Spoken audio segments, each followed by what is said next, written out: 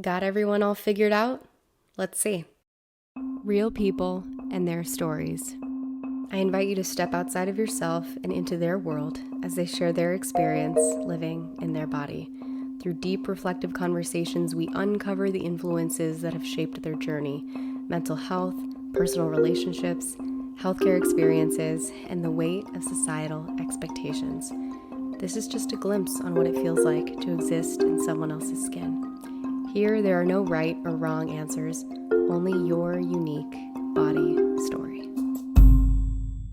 Who is Ed to you? So I feel like they've always tried to personify the user as Ed in like all the treatment centers, but that's never been something that I don't know, clicked with because in an aspect of that, I feel like they do that because they want it to be like separate from yourself and your internal dialogue, and I get that whole process, but it does just feel like an inherent part of my brain because it had been there for so long because I started having like eating disorder behaviors like probably around, I don't know, 12, 13 years old. The DSM, I've ran through that thing. I feel like my first three treatment stays, I had eating disorder otherwise specified, OSFED, my first time. And then it developed into orthorexia, and then it developed into anorexia. And then I stayed with anorexia from 19 until 24. And then it was anorexic purge subtype or binge purge subtype, and that would switch off. So even like the binge eating aspect of the criteria would come in, but I feel like the first time I went to treatment, it was a lot of more like a bulimic kind of thing, but it was OSFED because my body weight wasn't super like low in the like under the BMI. And then it changed to anorexia binge purge subtype when my BMI got low, but a lot of the behaviors didn't change. So that was odd to me, to be honest. But I had periods of the orthorexic where it was like just overly focused on nutrients and being like reading the labels and going to the health food stores and things like that. And then that got really restrictive. So it went back to anorexia. And then it went through a period of just like purge subtype anorexia because I wasn't binging, but I also wasn't keeping any of the restrictive food I was eating down. And then that would cycle between that and binge purge subtype. And it just stayed like that until my last treatment stay, which I think was anorexic purge subtype. And then I have been more or less recovered since then, which I'm grateful for. So about coming up like 3 years now in May, but from 12 to 24, it was pretty persistent. And then I spent my 18th birthday in high school graduation in my first treatment center. And then I spent five more birthdays in treatment centers after that. So 14, like no, 12 years or so, like I ran with that. And then I didn't go to treatment or even have any coaching for recovery in that until I was 17, like late 17. So for 5 years, it just ran unedited. But also I found, come to find out like later on, like my mom was like a bulimic up until I was born. And then my sister had anorexia. My grandmother has orthorexia. So I guess it was just like super pervasive. And that's like mom and dad side of the family, like my dad's mom and then my mom. And so it was just so normalized in the household and environment that it really didn't set off any alarm bells until like it started affecting my time in school because I would leave class to go, I guess, trigger warning for behaviors like purge lunch, or like I would pass out after the blood drive. And it wasn't until like I started getting phone calls home where they were like, okay, this is an issue. And I think there was one night when I was a senior in high school where it was just a really bad week. And I had also gone through a growth spurt. So I grew 11 inches in 8 months. And then it was really obvious because I already was losing weight. But then when you grow and you're losing weight in that process, you shoot up to 5'10, it's really obvious. And I remember like texting my mom and being like, I don't even know why I'm telling you this. I just don't know what to do. I feel really stuck. I haven't been to class. I haven't been to like my stats. I always was a straight A student, like 4.0 and whatever. And then my stats grade was like a D. I was like, I'm just like, I haven't been to stats class in 2 weeks because it's after lunch and I just can't make it to that class after lunch. And then I had the chewing and spitting behaviors where I won't share things, but like how I would like eat at lunch. So like my friends wouldn't notice, but then I'd have like an empty like milk carton that I'd drink out of. And I just always felt so miserable after lunch or so like ashamed, like I just wouldn't go to class. And so that was like a big thing because my mom was like, why is your grade so low? Like you've never had a low grade before. I was like, because I'm not focusing on school right now. I'm not even going to that class. I don't think I've opened that textbook in like months. And then that's when they pulled me and put me in my first treatment center, which was residential. And I spent my 18th birthday there because my birthday's in April, so like springtime. And then I spent my high school graduation there. I had to go to my high school graduation on a treatment pass. And I had to go to my graduation party on a treatment pass. And no one knew. Like, no one knew. They just knew I wasn't at school, but I would show up to the practice walk for graduation. And when I showed up to graduation, I'd been away for 3 months at that point. And there was like a rumor going around. They're like, oh, you look so much better. I'm so glad. Like you went to rehab. And I was like, what? Oh, you were so pale and thin. Like you look so much better now. Like we were told like you had a meth addiction. And I was like, what are you talking about? So that was like a whole thing because I just didn't tell anyone and my family didn't tell anyone. It was like a shameful thing. Like my grandparents didn't know. I don't think my mom told my dad for 2 months. Like it was like really odd. And that was my introduction to eating disorder treatment, which I can say a lot about that place, which I won't, but they did get shut down by the state like a year after I left, and then they got bought out and like they run completely different now.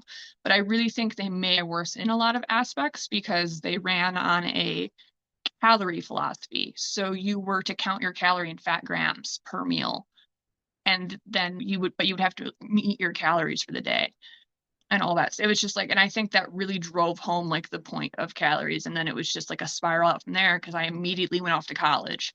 Like I got out of residential, immediately went to college and lived away from home, and then immediately transferred colleges to out of state, and then moved out of state and dropped out of college after 2 years because I couldn't manage my eating disorder and working and going to school, and no one from my like family or like friend circle could see what was happening because I lived on my own at 18, 19 years old. And so, yeah, it really didn't go super great for me. And then that's when I had my second treatment stay. I was at like 2019. So I was 20, I just turned 21, or I was about to turn 21.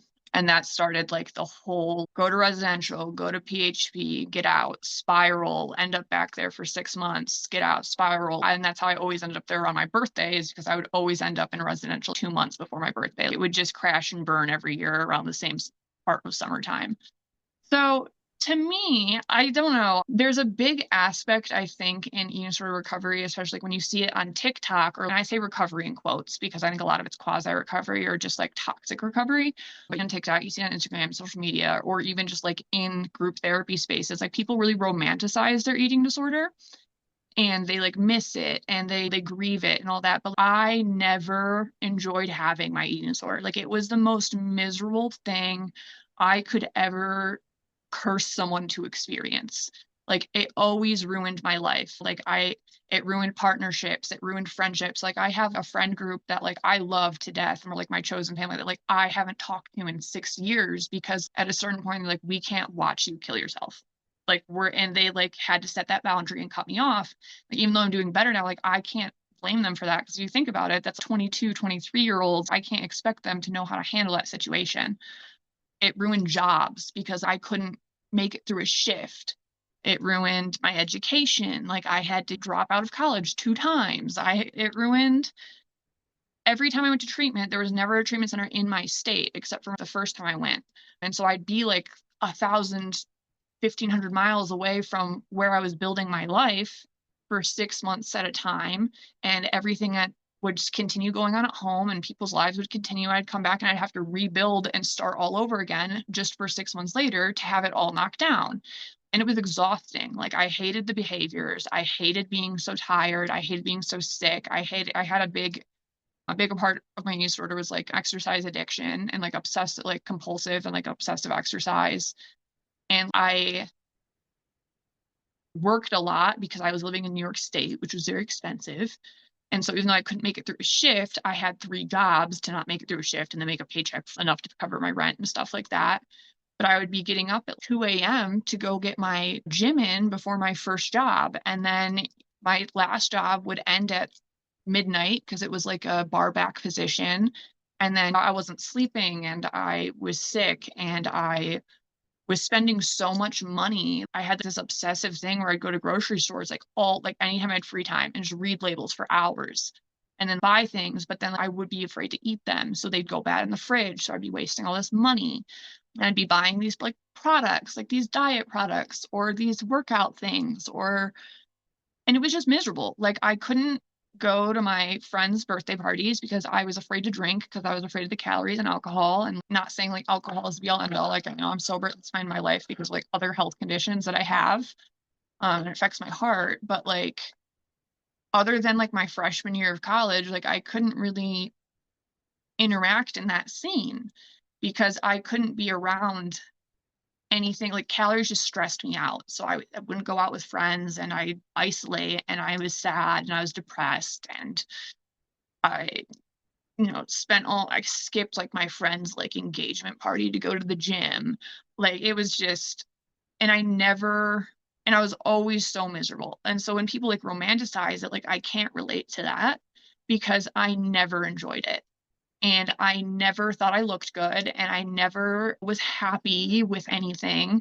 Like it didn't matter the number on the scale or like my fitness or this or that or the other thing. Also stole my fitness from me. Like I plateaued in the gym. Like I was trying to weight lift and stuff, but obviously I wasn't eating enough to build muscle to a certain extent. So I was just like degrading my like body further. I don't know, it was just a nightmare. Like I think back to those years and I can separate like the good parts and be nostalgic about like, oh, this friend group and this job and this and that. But if I really think about it, like they were miserable times in my life.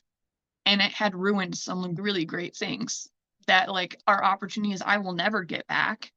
And then now being 27 next month, I became like disabled a year ago from like a genetic issue we didn't know I had until it presented in its mid 20s, like it does. And I mourn a lot of that time that I could have been enjoying my life when I was healthy and like fully able bodied and like able to do all this stuff that now it's like I wasted those years being sick for such a superficial and non-rewarding, like demonic presence of my existence. I got 6 months of recovery before I like full recovery. Like I had worked on it and 6 months of finally just not thinking about it and not thinking about my weight. And like I could get weighed and see it and be like, okay, that doesn't matter. And it was like probably the best 6 months of my life. And then I had that major surgery that like began my disability. And I remember those 6 months like loving how I looked, but I was the heaviest I'd ever been.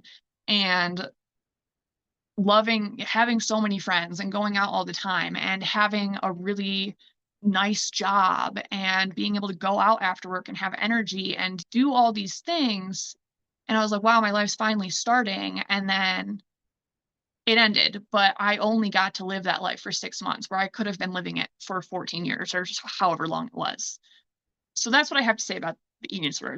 I don't understand the romanticizing of it. And I also understand why people romanticize it because I think you have to a certain extent to get through it, especially if you're not in a place of good recovery. I think you have to gaslight yourself a bit to be like, this is okay. Because if you objectively zoom out and look at your life compared to other people who aren't struggling with it, you're like, wow, this is fucking miserable. You used the word demonic presence. Is that how you're describing how the eating disorder felt in your head? Yeah, it just felt like this thing I couldn't control and I feared. I feared it because I knew I couldn't control it and it arguably controlled me. I did not have a choice. The behaviors were so compulsory. I would avoid the reason I would avoid parties or avoid things with food or avoid things that triggered me is because I would try to avoid triggering that part of my brain because it scared me so much because the behaviors they hurt me, like they hurt really bad, like purging hurt and over exercising hurt and starving hurt. And so I just thought that, and I think that's how the anorexia moved in, is I was just like, if I just take food out of the equation altogether, like I don't have to worry about certain behaviors. And it scared me because I didn't know how to control it. And I also like didn't know how to stop it. Like all the times I would try to quote recover on my own, like I couldn't do it. And so I would say I did describe it like as like demonic. And I don't think it's like demonic in like a religious aspect. Like that's not like what I would say, but it did just feel like this part of me that like I lived in fear of, but it lived inside my body. Like it lived in my head and it was constant. It was like I could be having a conversation with someone, but let's say we're having a conversation and I'm like just had a some food they offered me that I couldn't get out of or whatever. And that compulsion is there because I also have OCD, and that's such an uncomfortable, like crawling out of your skin feeling. And that monologue would just run in the back of my head. And I couldn't pay attention to what I would like. I'd be having a full conversation, but I couldn't pay attention to it.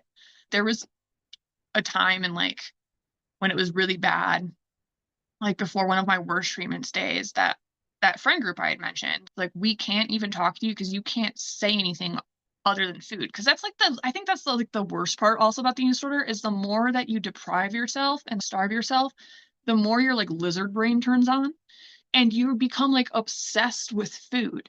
So this thing that causes you so much stress and so much anxiety and you're trying so hard to avoid is the only thing you could think about. Like I would watch recipe videos. I would cook all the time for my friends. I would bake all the time for people. I would spend hours just wandering the grocery store. And it was like a way to interact with food without actually having to consume it. But at the same time, like it would bring me so much stress. And then I worked as a server.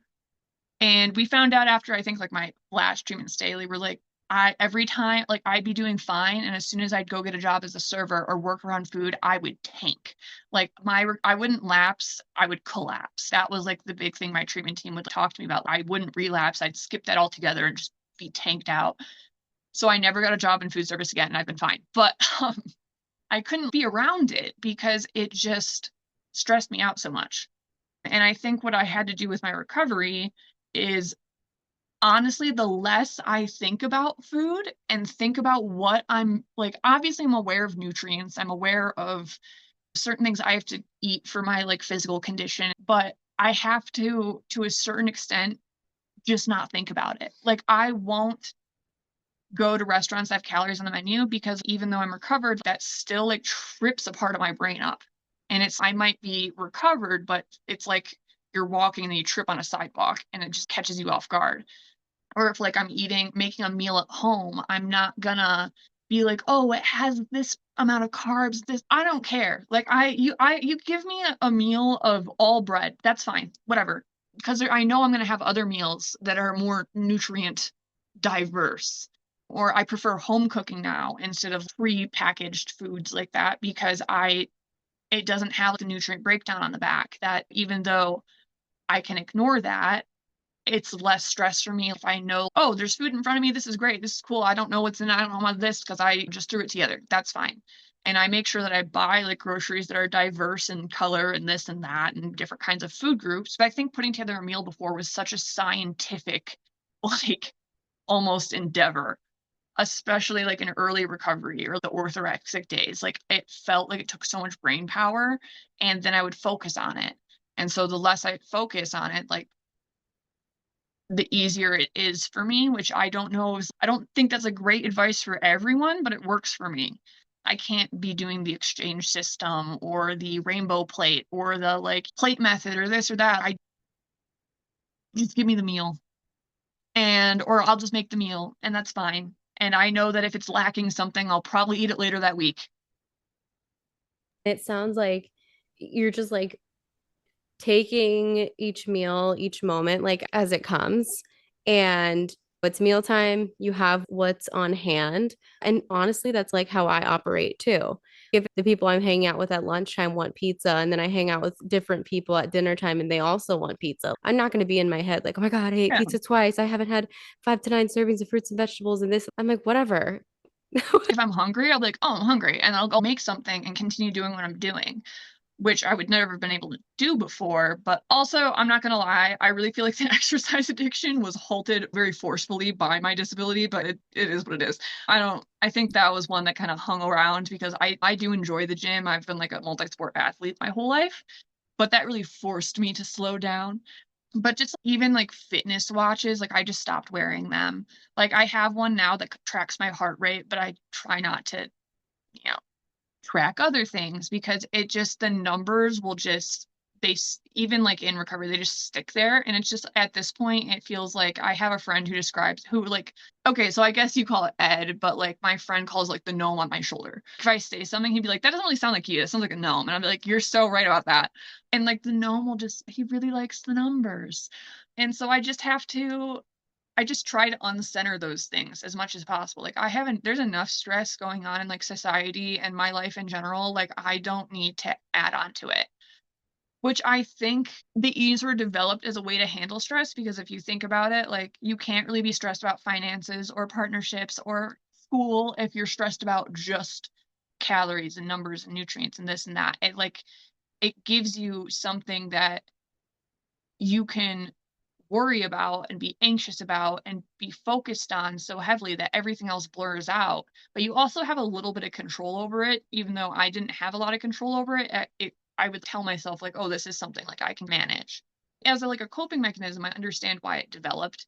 But in the broader spectrum of things, I think now, because I have been able to zoom out from that and look at everything else, I don't have time to be looking at this little pile of nonsense. I have bigger things to worry about. And so if I just take it out of focus, then I don't have to worry about it. You mentioned that the purpose, right, of the eating disorder is like a coping mechanism. And you talked about how you see why those behaviors developed as a coping mechanism. You said like when you were 12 is when the behavior started. Was there something that happened in your life that triggered all of these things? Yeah, I can pinpoint it. My parents were largely hands off, whatever, as they were. But around 12 is like, I knew my dad had problems, but I wasn't really sure what addiction was until I was 12 and could like cognitively understand that. And then I could see it. And my dad was like an addict, he was functioning, he's an alcoholic, but like I could then pinpoint the difference between like different kinds of my father based on like how drunk he was. And he's been sober now for like 10 years, but like also my entire childhood, he was like a very severe alcoholic. He wasn't a kind, he wasn't he wasn't always very kind to me, especially when he was drinking. And like I was hyper aware of that at that point because I knew what alcohol was then, and I knew like why he was like that, and I didn't understand why he would do that. And, like all, and it was confusing because you're still a kid and you can start to understand it, but at the same time you're just like, but it's hurting me and I don't get it. But it was also like really focused on me because if you look at the family dynamics of alcoholic family, like you have the scapegoat and the black sheep, big child, like that was me. And then you had my sisters, the golden child. So like all of his rage of his addiction, like he like praised her, like, he would take it out on me, and I like didn't get it. And then at 12, my mom got cancer. And so that's a whole other thing you're adding on. And I'm like a sixth grader, sixth or seventh grader. And it's just like I can't control anything that's happening. And then because of that, and my dad's like refusal to go get help, but also spending all his money on his addiction. And then he had a huge denial problem. And then my mom, like, working full time and traveling for her job and getting cancer treatments. We don't know how the cancer treatments are going to go. And it's not safe to be around dad, but mom's so busy with her life. So, like, I started getting shipped off almost like different families. So I just started, like, at first it was like purposeful. And like my mom would send me to stay with my cousins, but not my sister. She got to stay at home, but whatever. And then at a certain point, I realized it was safer for me to be with other people. So I started just like inserting myself in families, like my friends, like growing up, like I would stay at their house for a week at a time. They're, are you good? I'd be like, yeah, I just really like it here. It almost felt like foster care to a certain, because I was living out of a backpack and I was just going from like house to house. And then when I wasn't purposefully doing that, it was brought to my attention that it still wasn't safe. So then my mom would send me to my aunts and all this stuff. And I had no control about where I was living and where I was sleeping and what I was doing and where was I going to get my meal. I think food scarcity played a big role in that too, because my mom wasn't cooking and my dad didn't care if I had food or not. He would get some for my sister if she was old, like when she got to be old enough to drive, she could go do that, but she didn't really care about me. No offense. I hope she doesn't hear this podcast, but we haven't really spoken in 5 years anyway. But anyhow, food scarcity played a big thing because then I remember being like 14 and Skype was like a thing, and we had the laptop, and I remember like my dad was passed out drunk. I don't know where the fuck my sister was. My mom was like on some I don't know where she was, but I called my friend Sarah because I knew her dad was a chef. And I was like, okay. And it was like chopped. I was like, okay, Sarah, put your dad on Skype. And I was like, okay, I have this container of mushrooms that's about to go bad. I have this loaf of bread, and I have, I don't know, this piece of chicken. I don't know, is this like good or bad? Like, how do I know if it's bad? And have him walk me through how to cook that. But then there would be other times where there wasn't food available and I didn't have a job. And then I got a job when I was like 14, but we lived far away from the grocery store and I didn't know how to get there. And so it was just like, but I'd be at friends' houses and I didn't know if I would be allowed to eat their food. I remember I had one friend who they had like open pantry like house, and they would have like Easy Mac and the easily prepared foods like stovetop foods, like for if the parents were working late, things like that. And I would eat so much. And this is probably around the beginning of my eating disorder because it started to be pointed out how much I ate. But I realize now I did that because I didn't know where my next meal was coming from. And so I would eat so much and they'd be like, "Why are you eating so much at 3 p.m., like after school?" And I remember I would forge bus notes so I could go to their house after school because we had to have bus notes if you were going somewhere that wasn't your house. I got in trouble for forging a lot that year. Anyhow, so I realized like it developed out of a lot of different areas. And then I had a grandmother who had an eating disorder. She's 90. She still has an eating disorder, but she's all these things going wrong in my life. I don't know where I'm at. I don't know where I'm sleeping. I don't know where I'm going. This goes on for years at a time into high school. And my parents didn't teach me how to drive. My first boyfriend, like one of my first boyfriends taught me how to drive when I was like 19. My mom wasn't purposely neglectful. She was just managing a household with an absent person who was also technically in the household, but arguably was not there. And then I have my grandma telling me like, "Oh, you just have to marry someone rich, and if you're tall and thin, like, people will love you, and if you're not, then they won't." And having that fed to me, and that was a place I would often stay if I had nowhere else to stay. I would go to my grandma's, and I would get that fed down my throat constantly. And so in my head, I was like, the way I'm gonna get out of this situation, the way I'm gonna make my life better is if I just am attractive and I look good and I'm thin, then someone's gonna come take care of me. And I didn't put that together until I was older. That was the connection that I was making, but that was like a super obvious connection I made in my head. So like when my friends pointed out like, "Oh, you're eating a lot or you're this, you're that." I was like, "Oh, that's an undesirable trait. And they're going to stop having me over if I keep doing that. I'll stop doing that." And then when I started getting thinner, I got attention from boys at school, but I also realized that's the time period where boys started having crushes and asking girls out and things like that. So that just lined up poorly. And it just all tied together into this big nonsense of this is how I'm going to save myself. And arguably, it's not how I saved myself. It's how I ruined every relationship I had in my life for the next 10 years. So, but in my brain, if I had this eating disorder and I was thin, even if I was insufferable to be around, because I recognized I was insufferable to be around, because I was just so miserable and I couldn't talk about anything about food and I was so stressed all the time and so depressed. And I looked ill. I looked like a Victorian child. I was so pale. And that's why they thought I was on meth when I disappeared from school for treatment, all that good stuff. I was sober. I was a sober kid. But anywho, but in my brain, if I was overweight, then that would take out any chance of anything ever working out in my life. And so it was safer to stay there, even if it terrified me and it hurt me and it was this and it was that, it was familiar. Mm. And that familiarity paired with that promise of a better future by chance was something I could cling to where I didn't know what being overweight would like. It was just a poor set of environmental factors, and a lot of them, arguably, just a ton of them. Just honestly, every one that they warn about in the DSM for potentially developing eating disorders was just in my environment. You mentioned that you felt ill, you felt miserable, you looked ill, and people were basically telling you that you were miserable to be around, or you were recognizing that you were miserable to be around when you were in the thick of your eating disorder. It was offering this false sense of security that you were like, this is better than potentially being in a bigger body.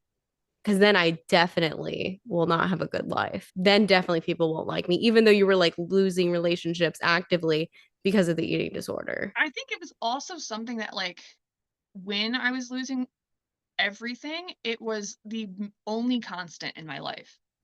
It was the only constant I could turn to that was reliable and predictable. Was it miserable? Yeah, but it was predictable misery. It wasn't like, Yeah, because there was the unknown with what if I let this go, like then what? And that sounds a little bit like you mentioned you have OCD. And so it sounds like OCD and the eating disorder, which you described as like the gnome on your shoulder, it sounds like they were best buds. yeah, because then I would make these step goals for myself or these calorie burn goals on the fitness watch was the worst thing that I ever introduced to my life because the bar was ever higher, but that minimum was like a non-negotiable. It wasn't a goal. It was like if I don't do this because of the OCD habits of it and the number aspect, because my OCD relied very heavily on numbers, was like something bad's going to happen to my loved ones, or something bad's going to happen to me. Or if I didn't meet something and then something like a storm would happen, my brain would correlate that and be like, it's because I didn't do this. And realistically, I knew I was smart enough to know, and I'd been in therapy, that that's not how that works. But it also was an easy way to make sense of things going wrong around me. And so and I had such a guilty personality because you're a Catholic, slay, Catholic guilt stays with you forever, that it was an easy way to at least take that guilt off of me. If something bad happened, to be like, it wasn't because of me, because I did everything correct yesterday. And that was like an interesting aspect we had to overcome in therapy that I don't think a lot of eating disorder therapists were aware of or knew how to handle. And I would Mm, also correlate certain foods, a lot of celebratory foods, with bad things because my family was arguably falling apart a majority of my adolescence. And obviously, family events, when your family's falling apart, don't go well. So I would correlate, oh, I can't have coffee cake because every time I have coffee cake, something bad happens and these people fight or my parents fight or something like this.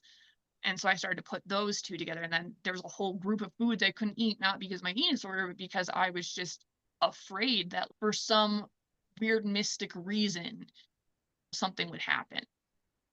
yeah. Yeah.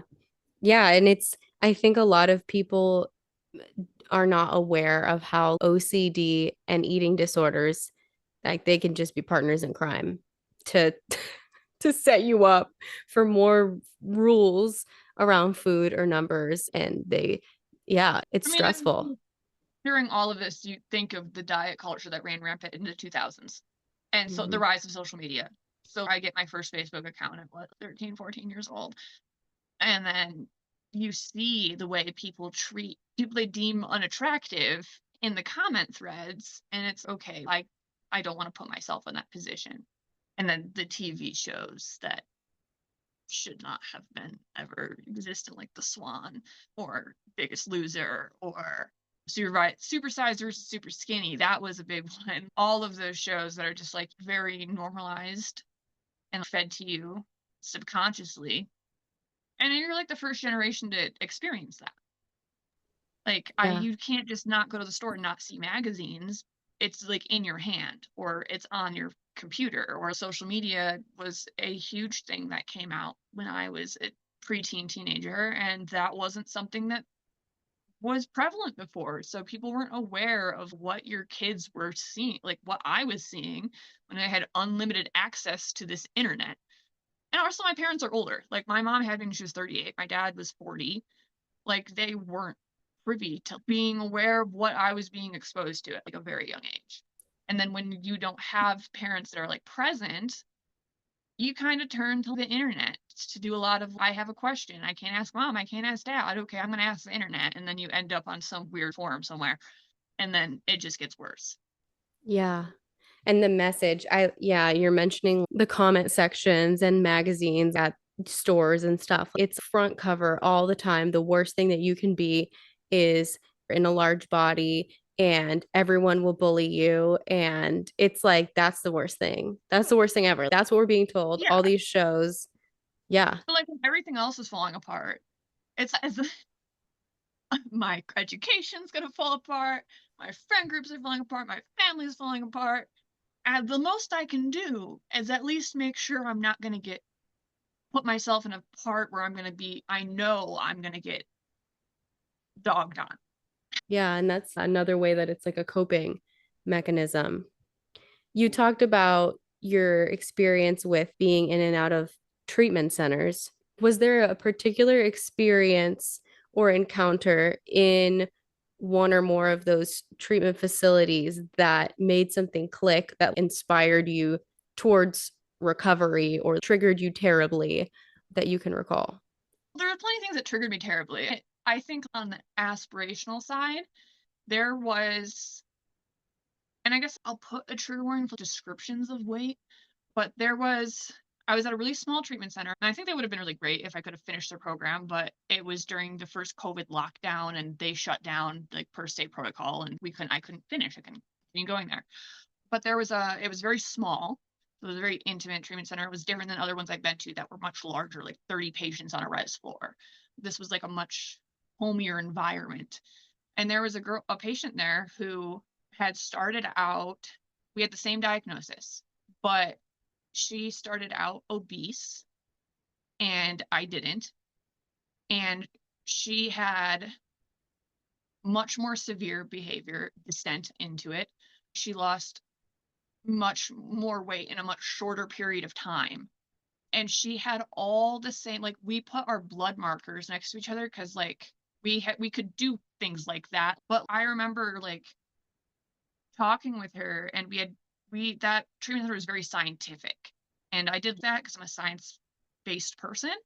So they had this cool machine you could sit in that would tell you metabolic breakdown and like where things were falling apart, things like that. And we had our paperwork and we were like sitting next to each other and our bodies were just as damaged and we were just as sick. She had the same blood markers. There had been times I was really sick where I had phenomenal blood markers. I don't think that's the be all end all, but the metabolic panel where it showed you like how much your body was taking from essential organs to run functions, how much that was all fucked up. We were both fucked up equally, if her not more. But because of the way society ran, if you sat us next to each other in public, people would be like, oh, and point at me and be like, this one's healthy. And she's not. People would make fun of her in public for her weight, but she was just as sick as me. She was still in an overweight body, but she was just as decayed inside. She had the same heart damage, the same brain, like we both had like brain damage, which I've luckily recovered a lot of that. But there was a time where I did have a lot of brain damage. Cognitive testing wise was bad. We had the same kidney damage. We had the same everything. And I think that kind of changed my mindset a bit because, and I don't want to say humanized, but I got to know her very well. And I know that I hate to say it, but if I didn't know her, I wouldn't know that she struggled with anorexia severely. And because of the new diagnostic criteria, it's called atypical anorexia. But if you put us next to each other, like my diagnosis was anorexia on the sheet and her diagnosis was atypical anorexia. The only thing that was different was our BMIs. And arguably, if she started off in a smaller body, she would be way lower on the BMI than I was. And the BMI doesn't matter. And I think that was one that like really tricked my brain into being like, weight does not matter. This disease doesn't discriminate. It doesn't matter what size I am. Like I'm just as sick at X weight as I am at X weight. Like it's not a weight thing. And I think that's the first time where I realized it's not a weight thing. This is like a real mental illness that is, yeah, I focus on the numbers and stuff, but like the end goal, like we were both in a place where if we weren't going to get help at that time period, like we were well on our way to the grave and we would have both died, but we would have looked very different in our caskets, but we had the same mental illness. And I think at that point is where I realized and was able to separate like the weight aspect of it and look at it at the same way as I look at my depression. Like I'm not battling a number on the scale. Like there's something else going on here. And like it's also killing me. It's not giving me a better chance at life. If anything, I'm not going to live my life much longer if this continues. And it doesn't matter what weight I am because I could just drop that at any moment with these markers I have. Yeah. That's really important that you mentioned that because people do that, right? We make assumptions about people based on how they look, which includes their body size. And we can look at someone in a large body and be like, I bet they eat 15 pizzas and this and that every day. And a rare genetic illness where like she was on steroids. And so a lot of the weight was not something that she was able to control. yeah. And the way she tried to combat that was like, if I just don't eat, then I can't put on steroid weight. But that's not how that works. Right. And then she was getting sicker because she already had it. It turns out we actually have kind of the same genetic illness. I just got later. She was older than me, and it doesn't show up till your mid 20s. So we were in the same shoes, to be honest, a little bit. But it was just really, I think, eye-opening to be able to, because a lot of treatment centers you go to, they only admit based on BMI, which is wild because only 6% of people with eating disorders are actually underweight BMI. And like half of my treatment stays, I wasn't underweight BMI, Mm. but I was just as sick. And I think being able to, like, I don't know, see that so prevalently, like with someone that you got to know so really flipped it in my head, because at other treatment centers, I wouldn't see other people like that. I would just see people who, as a competition, because eating disorders are inherently competitive, and they'd only admit like the quote highest acuity people. But it makes me think about all the people who are sicker, and I'm not saying, I don't want to say sicker, who are more damaged health-wise with an eating disorder, but they're not getting the help that they need because of the body that they're in. And Yeah. this was the first treatment center I went to that didn't admit based off of BMI acuity. And a lot of people don't realize too, like how insurance coverage ties in with that too, because they are more likely to cover your treatment if you fit the black and white box criteria of like low BMI. My mom's insurance never covered eating disorder care except for that first treatment center, which wasn't a good treatment center. So anytime I had to go to treatment, it had to be a single case agreement. And they would wait until like I was on death's doorstep. And as soon as I was about to croak, they'd be like, oh, approved. And then I'd show up and I'd be way worse off and spend way longer in treatment than I needed to, just because I couldn't get them to cover it or agree to the single case agreement. And I remember one time I was really ill. And this was a unique situation because I had just moved back home from New York and I'd just gotten back on my mom's insurance. We had to wait until the first of the year for me to be on her insurance. And it was December. Really sick. I had no insurance coverage. And my mom, I'm probably alive today. I am alive today because my mom fought so hard for me to get help, which I'm very grateful for. I'm also incredibly guilty because I think we're still paying off those treatment bills, and that's with insurance coverage. But she called like every treatment center, and all of them were like, you just have to pay for 2 weeks up front, which was like $30K. And I remember her like on Christmas trying to figure out if she could remortgage the house just to get me there.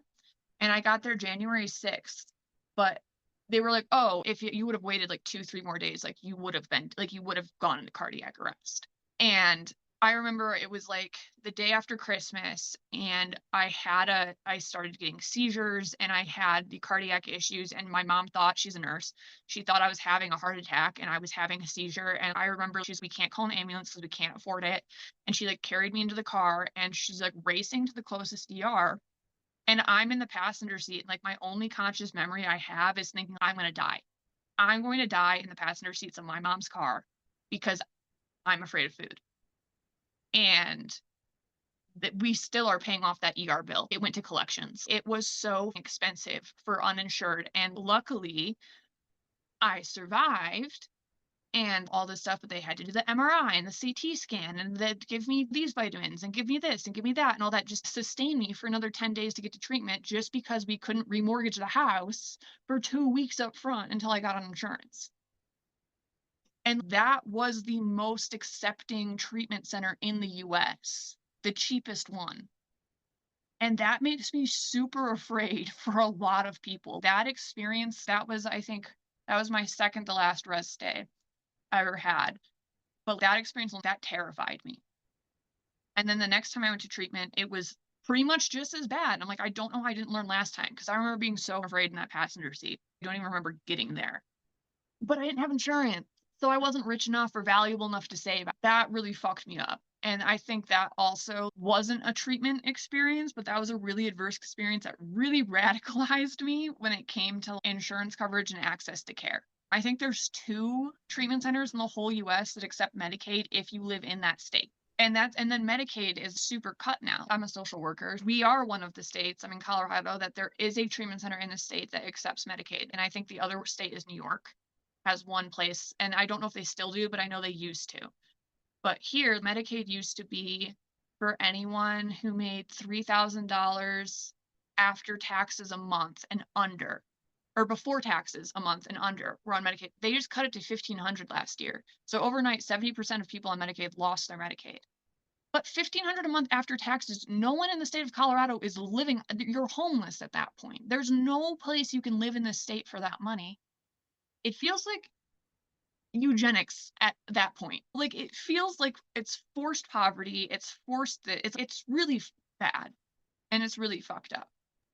And at that point, if you're able to get Medicaid, you're probably not even have the wherewithal or resources or ability to even go to treatment because you don't have that money to sustain through it. Yeah, because then you have to put a pause on school and work and your family or whatever you have going on in your life at that point to go to treatment for however long they deem necessary. And then, yeah, also, and then if you leave AMA, oftentimes insurance doesn't cover it. Right. So you're liable for the entire time you've been there. And it's what I think residential is like $2,500 a day on average. Yeah.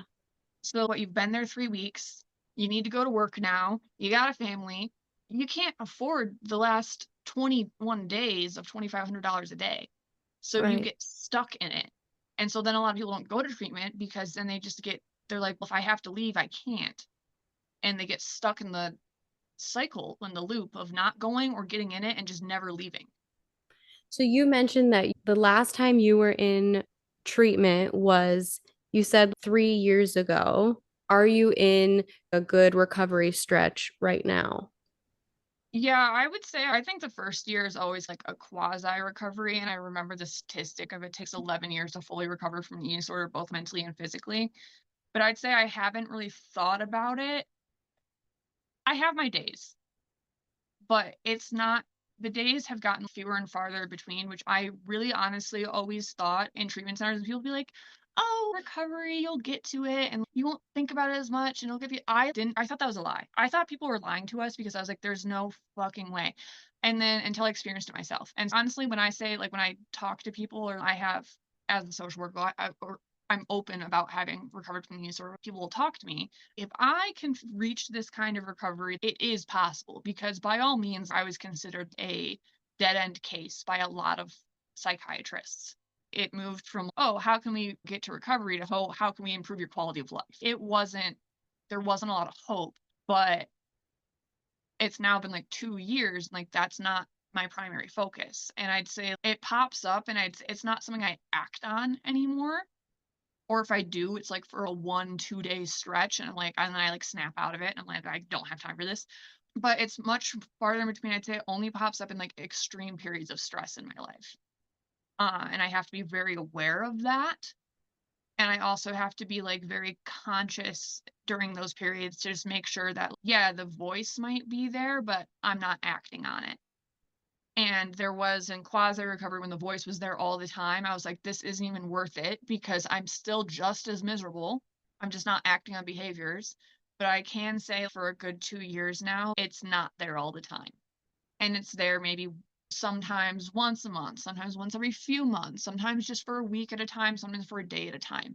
But it's not something that prolongs and stretches anymore. I think it also has a lot to do with the pivot to my focus to my like chronic illness and disability. Like, I'm very aware of my body and that I have to take much closer care of it. And so, not to say that I'm grateful that I'm disabled, I wouldn't say that. But I think it has changed my view on health and like gratitude and acceptance that I have for my body, and being aware of like how quick that can be taken away from me. And nutrients are important to me, because if I get sick, there's not a lot that I can lose before that starts impeding on my recovery from that flare. So I have to be like very conscious of that. I think last year I had 5 hospital stays for my medical. If I can't eat because of XYZ reason, or it's really hard, or I'm really stressed out because the hospital stay or the meds are really messing with like my appetite, like, I will ask the hospital dietitian, hey, can you put Ensure on my like meal plan? at least I have something like I know I can get down and drink. Because at that point, I'm not looking at the aesthetics of my body, it's more the functionality of my body at this point. And of course, I still get stressed out on the aesthetics. I think everyone does. And my partners, I'm sure will say, I do bitch about it. It does pop up and it is an insecurity, but it's one that I have a much better handle on in the past 2 years than I have in probably a majority of my whole life. And is that full recovery? I don't know, but it's much better than it has been comparatively to anything else I've experienced in my lifetime. I'll take it. Hearing you talk about like where you're at now versus at the beginning when we started recording and you were talking about how the eating disorder started, the orthorexia and even the exercise addiction. Obviously, you know how far you've come, but it gives people a lot of hope to know, just like you were saying, like if I have been able to recover to this point, like it's so possible. Yeah, and I think a metaphor that one, I don't know, psychiatric director gave us, and I'm a skier. I worked in the ski industry. I live in the mountains. He used this metaphor, which I think helps a lot because it might take a long time. But if you think if you're skiing on like a powder day and you go down, you make those tracks. Next time you go up the lift, it's much easier to go down those tracks, those same tracks. You always carve them out if you have knee deep powder. And so that's the eating disorder. You keep going down it. But when you start making recovery oriented choices, you veer off and make a new path. They might not be as deep, but you have that new path option now. But imagine it's snowing the whole time. So each time you go down, you make that recovery oriented choice, you're deepening those tracks or your neural pathways as the snow's filling that old one. And eventually the old ingrained eating disorder will be like filled in. And the recovery oriented track will be the more like normalized, like automatic way to go down. And I think he said it takes up to like, God, he said like 6 to 11 years. And that I hated that statistic, but it did like help me visualize it and be like, okay, if I just keep doing it, even if it's uncomfortable, even if it's harder over time, it's going to become the easier route to go. And it's true. I'm not going to say like I haven't had time periods after my last day where I was like, if I just go back to my ease, everything will be fine. And I'm like, wow, it's actually really hard to starve myself now. That's really uncomfortable. And then I'm like, I don't really like doing that. And then I go back to my normal recovery things. It does become like the easier path. And like I said, I really thought people were lying when they were like, oh, you can recover from this and the food noise will go down. I genuinely thought that was a lie they were feeding us to get us to go to their treatment center or continue on with this. I didn't think it was a logical thing because I had never experienced that because I always relapsed. But then I didn't. And then things got better. And then the food, and then I don't think I realized it until one time it was like I was sitting at my desk at work and I was eating, and a coworker had said something about, oh, like my mom wants to go on a diet and whatever, Lent's coming up, I'm gonna get sugar because I grew up in like a Catholic oriented area before I moved. And it was like, oh, I really haven't thought about that. 4 months. That's the longest I it was the first time where I was like, oh, that's not already on my mind. And that's when I realized that things were getting better. And so it that was like the aha moment of, oh, I'm actually recovered now. This is a recovery. I don't think there's an end game recovered, and maybe there is, but like when you have had those thoughts for some years of your life, like you're gonna get them as like just automatic negative thoughts or whatever, but like they don't control it anymore and they aren't as persistent and as loud. I live in Miami. I'm like trying really hard to picture the skiing metaphor that you just gave, but it makes sense. There's the two paths, right? And you keep going down the recovery path and it's going to end up feeling more natural. And like the more you go down the recovery path, the more filled in the eating disorder behavior path will become and until it's just like disappears, right? Yeah. And the 6 to 11 years like sounds scary. I was in treatment with there were a few times at the one center I went to 3 times, and some patients there were like 60, 70 years old, and they were like, I really wish I didn't waste my life with this. Like, I was in denial, or I waited to go to treatment after I raised my kids and all this stuff, and I retired, and and now I'm realizing I wasted my whole life. I was like, I don't want to ever be in that spot. Or like when I talk to my grandma and I hear the way she speaks, or when she talks about her weight, and I'm like, I don't want to be 90 years old, obsessed with my weight. Like I really, or like my aesthetics or like things like that, because it's exhausting, and also because beauty standards are always changing. Like the early 2000s, it was heroin chic, which was super thin and thigh gap, and then it was BBLs and being very muscular, and then it's just so they can sell you supplements and sell you a gym plan, and then once everyone's muscular, then they can be like, oh, but that's bulky and that's not attractive anymore, so now we can sell you Pilates and all this stuff. And it's just an industry, and I really am not a huge capitalist. I guess they say like joy is revolution, and then I also say embracing your natural genetics and body and taking care of it is also like a revolution in a sense, because you aren't feeding into that. So when it comes down to it, it's just a dollar sign that companies, they don't care about your health. They don't care about what they're doing to your body. They don't care about what their supplements are doing to your body. They just care about the profit. And so that bothers me. Like ethically, that really bugs me. But I also know that's how the world works. Yeah, preying on people's insecurities and yeah, making body types a trend, which is cruel and weird because we're all different. We can wrap up with these two questions. What do you want people to know about what it is like to live with an eating disorder and how they can talk to someone and support someone? Or if you could go back and talk to your younger self before the eating disorder began, what would you say? Oh God, what a question. What a question choice.